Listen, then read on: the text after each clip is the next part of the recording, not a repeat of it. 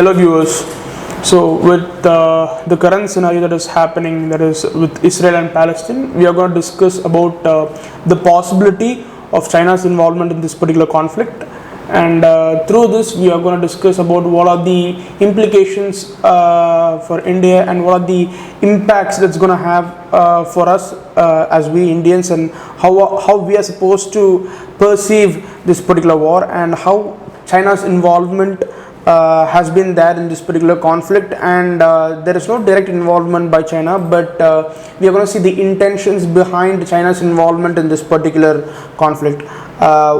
Why China is more interested in this particular conflict, Israel-Palestine conflict, and why is China's involved, the intentions behind China's activities are going to be discussed in this particular video. So I'm going to take you through a non-linear ride wherein we are going to discuss about the historical perspective. We are going to discuss about the psychology of China, because when we study about the Chinese studies or the geopolitics studies of China in general, we are supposed to understand the psychology of China, what they are trying to convey and what are their intentions. We are also going to discuss about some geographical studies as well, as in how this particular conflict has arisen through China's interests and how China has involved itself in this particular region. So with that, we can start with this video. So first I would like to take is the historical perspective.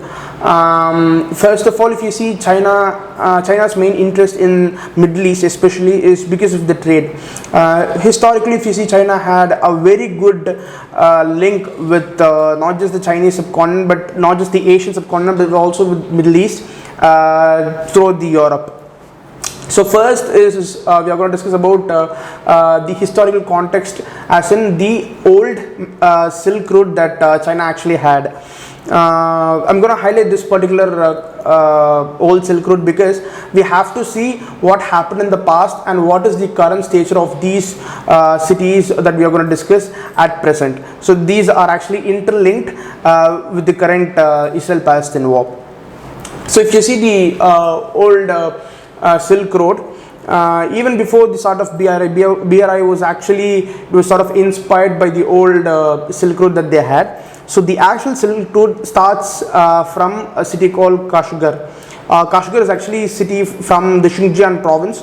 Kashgar and Urumqi are the two largest cities in Xinjiang province. So the Silk Road starts actually from Kashgar, and one of the main reasons why I'm trying to say Kashgar in specific is because only recently a lot of Han population has been found enormously in Kashgar. It didn't have a lot of Han population at that point in time. So if you see clearly, most of the Han Chinese, they are in the eastern part of China, where you have cities like Beijing, Chengdu, Shanghai, Nanjing, and so on and so forth. So the Silk Road actually starts from Kashgar. So it goes all the way through Samarkand and Bukhara, which is now in present day Uzbekistan, and from there it goes to Tehran and Isfahan. People might sometimes go to Isfahan as well, or they'll stop till Tehran, and from Tehran they'll go to Erbil and Mosul, that is in present day Iraq. So Erbil and Mosul, they are just 80 to 90 kilometers away, and they are sort of like twin cities.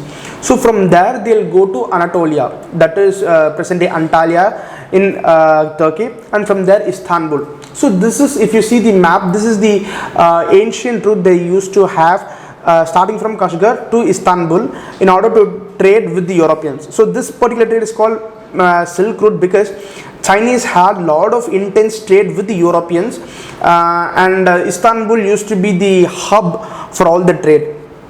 So this is the particular route that I'm trying to say. Keeping this particular ancient route aside, we'll see what is the present stature, because the Israel-Palestine conflict is linked to the present status. First thing is the Shanghai Cooperation Organization. If you see, I had mentioned a lot of countries. Uzbekistan and Kazakhstan comes under the Central Asian countries. Like Central Asian countries are mainly concerned with the SCO, Shanghai Cooperation Organization. So what is the main purpose of creating Shanghai Cooperation Organization? If you see, China is actually interested in this particular involvement. The involvement of China came only with the dispute that they had after 91. After the dissolution of USSR, Uzbekistan, Kazakhstan and Russia, these three countries and also a couple of other Central Asian countries, they had conflict among themselves because of the lack of territorial integrity. They didn't have proper boundaries that were drawn initially, so they needed someone to mediate, and China came in. So the reason why China pitched in was also because they had to secure this particular route in such a way that even in future, after 92 or 93 or even in the 21st century, they need not break their head if they have to create a new route that was inspired by their ancient Silk Road. So the psychology of China was almost, I would say, it was predictable to an extent that it was able to forecast its demands and needs in the past itself. So this is the psychology of China. So it acts in advance, it acts in prior as to what are the benefits that we are having from this particular route, or they always see it from a monetary perspective. So the first is, as I said, maritime Silk Route. The reason why I am trying to focus on maritime Silk Route is that any other Silk Route which they are trying to have, or any other trade routes which other countries are trying to pitch in, they are seeing as a counter-offensive to their ambitions. The thing is that you have something called IMEC, which India implemented, correct? That is the India Middle East Corridor, IMEC. That is sort of like an extension of I2U2. So a couple of days back, couple of months back actually, Prime Minister Modi and even Joe Biden came up with I2U2, that is India, Israel, United States and United Arab Emirates. So I2U2 is a very ambitious project wherein you try to link India and Europe through a particular trade, and an extension of I2U2 is being seen as IMEC, which Prime Minister Modi had proposed in the G20 leadership summit that we had recently. So I2U2, like if you see, it is a main challenger for BRI, and IMEC proved yet again that it is a main challenge for BRI. So China's intentions were pretty much clear. They had to have some sort of a conflict in this particular region, so that BRI project is sustained for a very long time.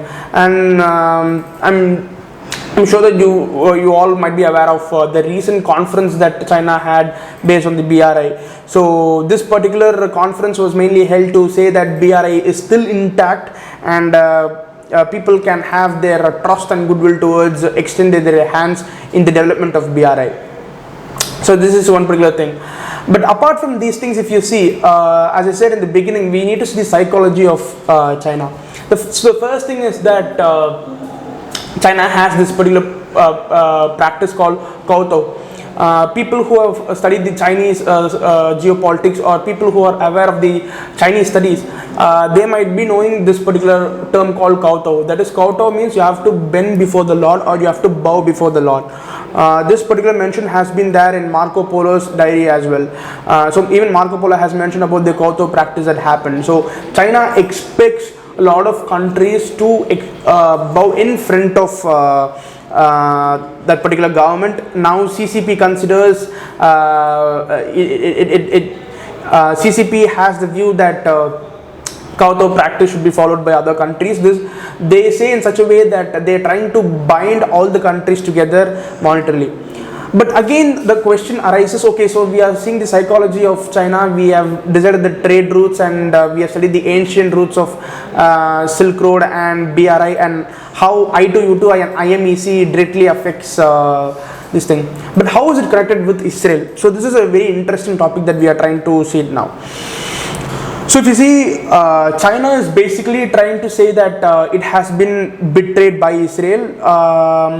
Obviously you won't see any sort of news popping up from the Chinese media, you won't be seeing any sort of messages that is being conveyed through the speeches by several leaders, and it is not being discussed in public as in what was the relationship between Israel and China. Even if you go and see in other I wouldn't say YouTube videos, but even if you go and see in other geopolitical case studies, the mention about China and Israel's relationship wouldn't be mentioned in a lot of other cases. There'll be only limited amount of information available with regards to the relationship between China and Israel. So the first thing that we are trying to say is the Yozma funds. So as I said, the betrayal by Israel starts with the Yozma fund. Because so Yozma fund, let me just give you an introduction of what Yozma fund is. So Yozma fund is actually introduced by Israeli government. It's a government run, it's a fund, it's an institution that provides fund to the startups and to the several micro and small businesses that start from Israel. So Yozma fund has become hugely successful, and especially after the Yom Kippur war, Yozma fund pulled in a lot of amount in such a way that we can right now we can see the amount of technological advancements that Israel has. That's actually because of Yozma funds, because a lot of startups now have turned out to be unicorns, and the success stories goes back to Yozma funds. Whichever startup you go and search, their root starts from the Yozma fund. So Yozma fund has actually inspired CCP a lot. In fact, if you see, we have a lot of credible information stating that the CCP had actually learnt a lot of things from Yozma fund, especially like we know the open door policy that China had, correct? Like they had opened up the markets for a lot of private companies and foreign companies to invest in their country, correct? So especially during that particular phase of time, Yozma fund was actually it was very inspirational for the Chinese investors, and the Chinese government by itself, it tried to attract a lot of investors through the Yozma funds. It in fact allowed a lot of institutions to pop up in a way that they can learn from how Yozma fund has been producing a lot of startups, turning them into unicorns. So with this inspiration, we come to the 21st century wherein China actually asked Israel if they could set up one particular Yozma funds branch in Shanghai. So this is by a media called Yikai Global. This is owned by the Shanghai Media Group. It had published a news in 2019 that Yozma funds will be set up in Shanghai. But soon after that, like it hasn't come into effect, and we haven't received any sort of updates or news after that. This had been started as an initial a memorandum of intent, not even an intent, it's just a show of a welcoming speech. But after this, we couldn't see a clear-cut strategy, or we couldn't see a clear-cut planning that had been gone after this particular discussion. So the first thing is that Yozma fund, if they had started a branch of Yozma funds in Shanghai, it would have been hugely successful, but somehow or the other, we don't know, there hasn't been any sort of progress with regards to this particular information. So obviously this is one such instance when China knew that someone behind Israel is actually pulling them away from this particular initiative, and their development has been hindered, we can say. And second thing is that if you see from another perspective, a few months back we had a deal that Saudi is going to sign with Israel. The normalizing of ties, or we call it as detente in geopolitical terms. That means resuming of ties. So we heard this news based stating that Saudi Arabia is going to normalize their ties with Israel. But the thing is that just few months before that, I think in March 2023, Saudi had actually had their resuming of ties with Iran. So this was actually brokered by Wang Yi. So Wang Yi was at that time, he was the head of the Communist Party office for the foreign office. So Wang Yi was actually brokering this particular detente between Saudi Arabia and Iran. So this news came in March 2023. But soon after Saudi Arabia's announcement to normalize ties with Israel came, this particular issue was actually not discussed a lot. But at the same time, if you see, Qinggang was actually the foreign minister at that time, and there's a reason because Wang Yi was actually the foreign minister at that time, and he stepped down from the position and from the position of a minister, but he became the head of the Communist Party's foreign office, and he brokered this particular deal. And so this particular deal was being signed from a government side, from the head of the government side, but not from the ministerial end. So we have to see this in a very, very keen manner. Israel, if you see, they had a good rapport with the United States, and with the help of the United States, they could have signed a deal with Saudi Arabia, but this particular deal was actually, it stays irrelevant as of now. So we can see very clearly that from the instances that I had mentioned, China had actually a clear intention in the Middle East. It had a clear role in the Middle East, but it didn't have any sort of direct involvement in the present war. And the other thing is that this particular deal was supposed to be signed immediately, because only in May, I guess, this particular deal about Saudi normalizing their ties with Israel came up. But after March, if you see, China may have prompted Saudi Arabia and may have created a mayhem in this particular region. So these are the possibilities. So even the start of the video I had mentioned that the possibilities of China's hand is pretty evident in this particular thing, and we can't confirm that China is the reason behind, but we can see from these instances, we can clearly see the possibilities of China having an upper hand in this particular war and being the mastermind in this particular thing. And the last thing I would like to say is, again, coming back to the BRI project, one of the striking deal is that Israel at a point in time, it agreed to get into the BRI project. So there's a particular webpage called China Briefing.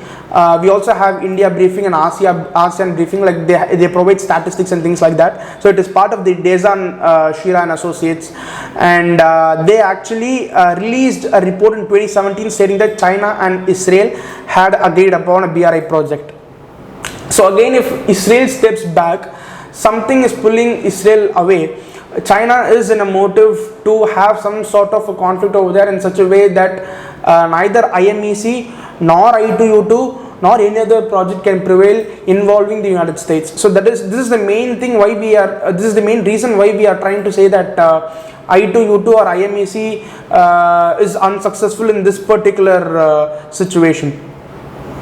So we have discussed all those historical reasons, the psychology behind this, and the possibilities of why China felt betrayed by Israel. Now we have to see, as an Indian, or from the Indian perspective, what are the implications on India. So I would like to divide this into two major implications. The first thing is the economic implications that we have. So for sure, India was anticipating an oil rise. So we all knew that oil prices would increase for sure. And since we are getting most of the oil from Russia, obviously with the inflationary rates, the prices are going to go up. But just because of this war, it is we can say for sure that this present war wouldn't contribute for the hike of the prices. So since we are importing most of it from Russia, it will almost remain the same. But the fact is that the point where it backfires the Indian economy is mostly based on investments and the other monetary securities that we have on Israel. So the first thing is that the Adani port, that is the port of Haifa that we have, it's actually completely acquired by the Adani port, and we can already see the stocks that are dropping from Adani, stating that this particular conflict has majorly impacted the port of Haifa and the development in port of Haifa. So this is one such problem. Then the second problem is that India, we know that a lot of unicorns are popping up from India as well, and not just Mumbai and Delhi. We can see Bengaluru is the next Silicon Valley, and it has emerged as one of the major cities where you have a lot of startups and unicorns right now. So India is really interested in investing in Israel, and they have already started. So in May 2023, India had signed 2 MOUs with Israel. I would like to just mention the 2 MOUs, the 2 agreements that we had signed. The first is India-Israel Initiative for Industrial Research and Development. It's called I4RD.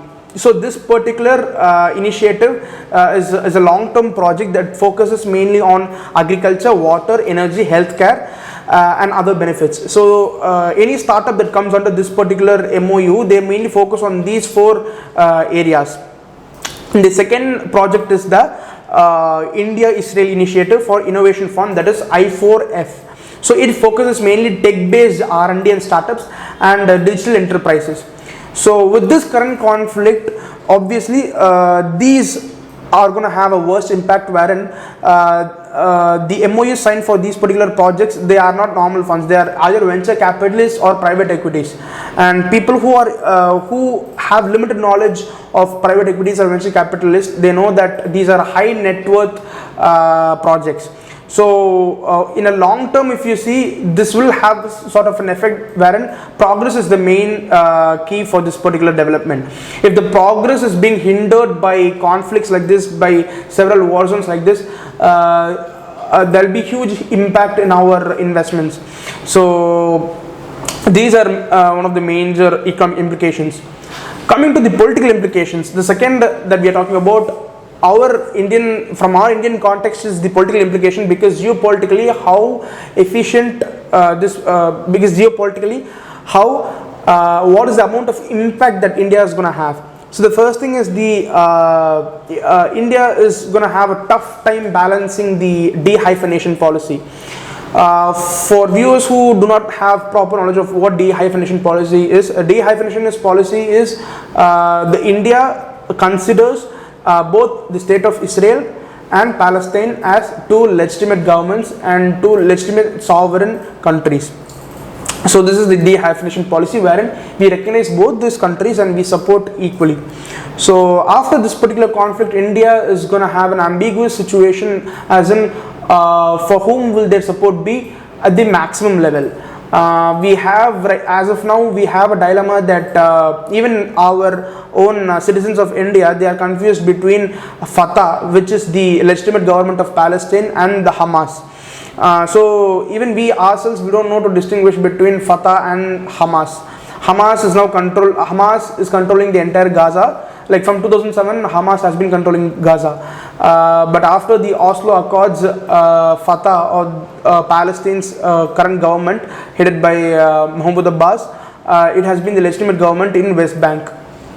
So India is going to have a tough time, because we have a lot of minorities in our country, for sure, who gonna, like, what will their expectations be? Are we going to support the Muslim minority communities, or are we going to look at from an academic perspective, or are we going to see it from an economic perspective, which might be beneficial? So the Indian government, and especially the Ministry of External Affairs will be going to have a very tough time in following this particular de-hyphenation policy. And the second major thing is this particular political has also linked with economic benefits and trade, something like that. So the first thing is our relations with Iran. So obviously in recent years we can see the dip in relations between India and Iran. It wouldn't go bad, but there will be dip in relations between India and Iran. Not as much as how Canada is experiencing a rough patch with India, not to that extent, but there will be some sort of diplomatic skirmish between the two governments. The next thing is that mainly between, I would like to mention two main ports that are strategically important for India. In Iran we have Chabahar and Bandar Abbas. So we can see that Chabahar had been on and off with India and Iran for quite some time.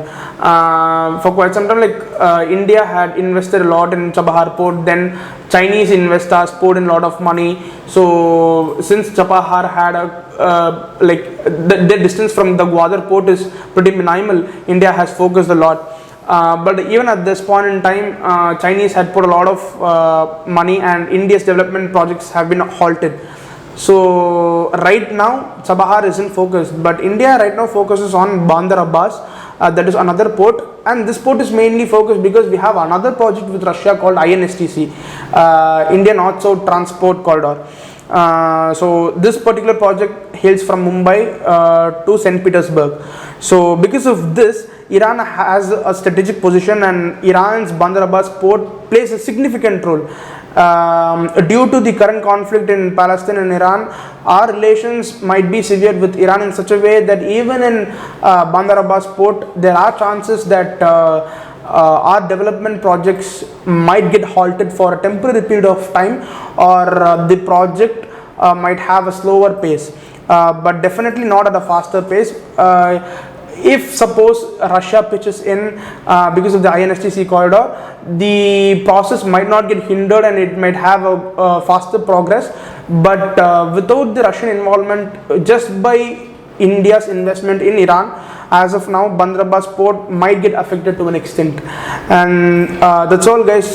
These are the main things that I wanted to know, because of this particular conflict. If you see, as I said in the beginning, I would like to repeat the same thing.